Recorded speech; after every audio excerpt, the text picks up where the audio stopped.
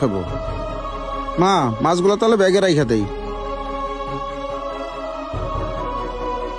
আরে কাকা, আপনি এগুলো কি করতেছেন? এই পচা মাছগুলো নিতেছেন কেন? ওগুলো মাছ তো পচে গিয়ে অনেকটা নষ্ট হয়ে গেছে, সেগুলো মাছ উঠাই নিতেছেন কেন? এইখানে অনেক ভালো মাছ আছে, এইখান থেকে কিছু মাছ কিনে নিয়ে যান। ওগুলো তো পচা মাছ। হ্যাঁ বাজান, একটু পয়সা গেছে, তাতে কোনো সমস্যা নাই। এগুলো আমরা বাসায় নিয়ে গিয়া ভালো করে রান্না করলে স্বাদ পাল্টায় যাইব। বাজান রে, পচা হোক, একটু যে মাছ খাইতে পারমু এইটাই তো আমাদের কপাল। কি বলবো বাজান, এখন যে মাছের দাম, আমাদের মতো গরিবদের মাছের আশেপাশে তো যাওয়ার দূরের কথা, মাছ কেনার কোনো সামর্থ্যই নাই আমাদের। আচ্ছা কাকা, আপনি করেন কি?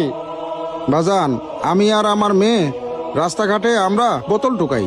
সারাদিন যে বোতলগুলা টোকাই আমরা, সেগুলো বিক্রি করে আমরা কত টাকা পাই।